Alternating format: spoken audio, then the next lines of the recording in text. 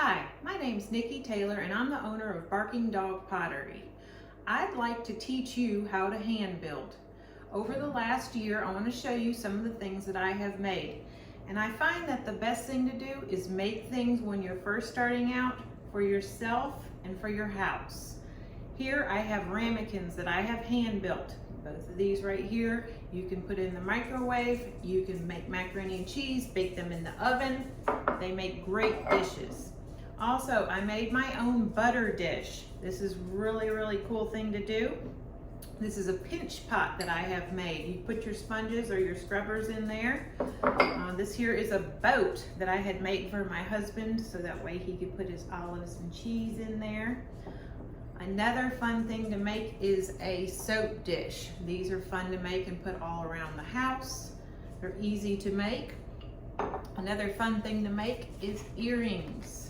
This is something that's that you can hand out as gifts to your family, to your friends. I will show you how to make these, the different cutters to make them. Another fun thing is buttons. Buttons are so fun. They can go on all your different pillows. I don't know if you have grandchildren or family, you can personalize them.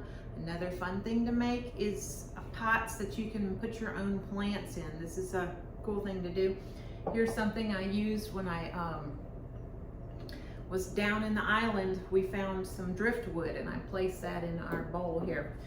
I needed a casserole dish one day, so I decided to make my own casserole dish.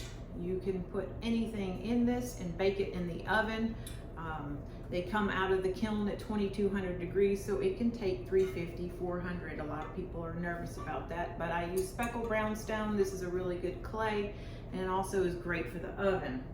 Here's another hand-built project that we can make. This is a fruit basket that is hand-built. Here I have a spoon rest. These are very easy to make. Everybody needs this in their kitchen. So does your family, your friends, your kids. I'll teach you different tricks how you can go to thrift stores. You can find these, they're pretty cheap. You could just press the clay over top of them to make your spoon rests and different things. Another fun thing to do with textures. Textures, you see them everywhere when you start learning how to do clay. My granddaughter and I, Abigail, were on a walk one morning, so we just took the weeds and pressed that into clay to make a plate. That was a great memory for me. You can use anything for textures, pine cones, doilies. If you have doilies laying around your house and you want to have memories of your grandma, these are awesome right here. So we'll do a class on hand building coffee mugs, and you can see that I have taken the doilies and pressed into the clay. What a great memory you can have here. Another fun thing to do is, I don't know if you have dogs or pets, cats, children, you can press out their paw prints on here and put their names on here. I have done all of my grandchildren, I'm expecting 2 more, and put their handprints and footprints on there. Almost said paw prints.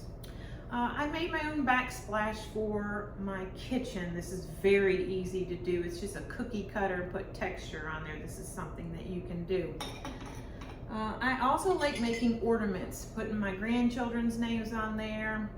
This is one of my good sellers that I make when I do farmers markets or shows. Everybody likes an ornament. They're great on gifts. Here's another dog paw, since we are Barking Dog Pottery. A little bit about that. Our dog is our seizure dog for our son Bubba. He was born with a rare disease, so after COVID, he was no longer allowed to go to school. So this is when our pottery business kicked off, and we tried to find ways to make money being at home and taking care of him.